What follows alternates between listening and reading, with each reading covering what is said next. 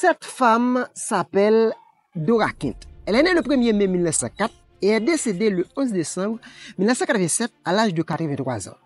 Après sa mort, son fils Saul Kent a décidé de faire cryogéniser sa tête, dans l'espoir que, dans un futur encore incertain, la médecine soit suffisamment avancée pour la ramener à la vie. L'idée derrière cette cryogénisation partielle, encore appelée neurocryogénie, est de préserver le cerveau qui contient la mémoire, la personnalité et la conscience de l'individu.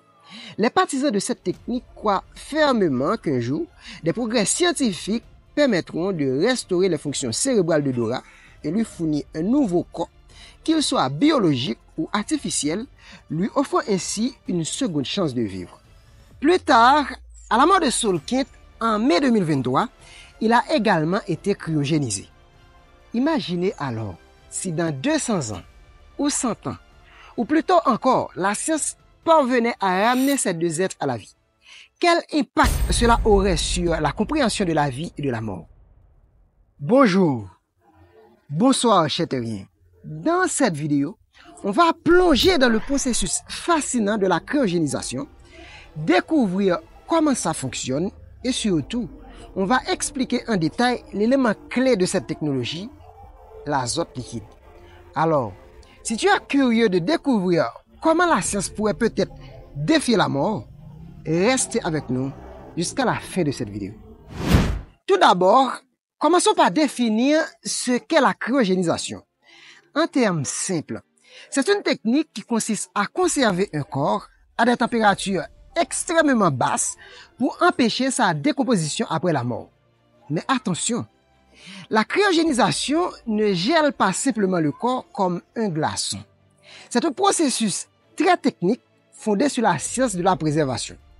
Cette technique repose sur une hypothèse qu'un jour la médecine sera suffisamment avancée pour non seulement guérir les maladies ayant causé la mort, mais aussi réparer les dommages causés par la congélation. L'idée est que ces individus pourraient être réanimés un jour en bonne santé et peut-être même en meilleure forme qu'avant. Le processus de cryogénisation commence immédiatement après la mort clinique de la personne, car le temps ici est un facteur crucial.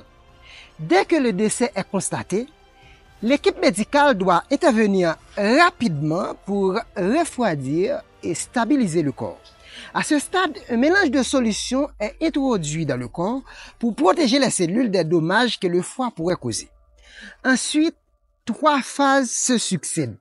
Phase 1, stabilisation. Le corps est refroidi avec de la glace jusqu'à atteindre une température proche de 0, ce qui ralentit les processus biologiques et minimise la dégradation cellulaire. Phase 2, la vitrification. La vitrification est une étape cruciale car au lieu de simplement congeler l'eau dans les cellules, une solution cryoprotectrice est injectée dans le corps. Cette solution remplace l'eau des cellules et empêche la formation de cristaux de glace qui pourraient endommager les tissus.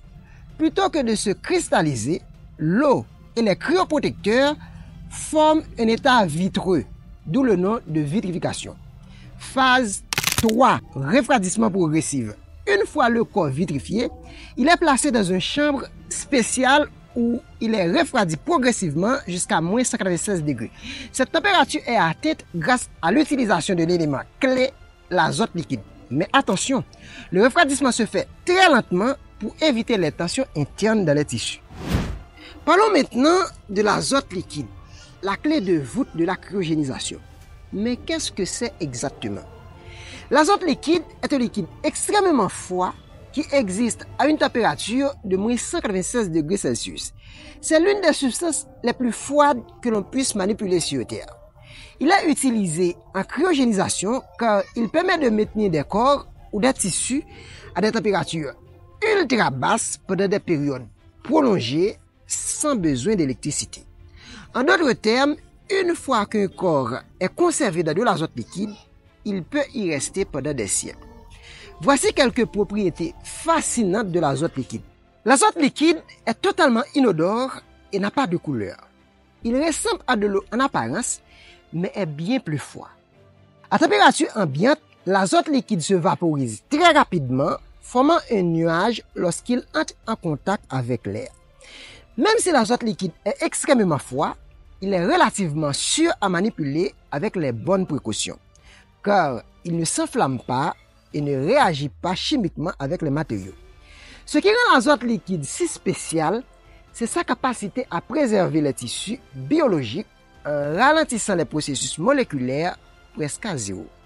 À moins 196 degrés Celsius, la décomposition cesse et cela permet de maintenir un corps dans cet état indéfiniment, ou du moins jusqu'à ce qu'une technologie future puisse intervenir. Si tu te demandes où et comment la cryogénisation est pratiquée, eh bien, plusieurs sociétés proposent ce service. Alcor, basée en Arizona, est l'une des plus grandes entreprises de cryogénisation avec plus de 180 corps cryogénisés et une base de membres ayant signé des contrats pour être cryogénisés après leur mort. Il y a également Cryonics Institute dans le Michigan, Schwarzheim, basé en Californie, et aussi Cryonics UK au Royaume-Uni, qui propose également des services de cryogénisation. Depuis 1967, environ 500 personnes ont été cryogénisées dans le monde, principalement aux États-Unis, et environ 5000 autres sont inscrites pour être cryopréservées dans l'espoir de défier la mort. Ces sociétés sont à l'avant-garde de domaines controversés mais en pleine expansion, où les membres parient sur un futur où la science pourrait repousser les limites de la vie. Alors, est-ce un pari sur l'immortalité ou une ultime illusion face à la mort? Seul l'avenir nous dira si ces pionniers sont des rescapés du passé ou des fantômes congelés du futur.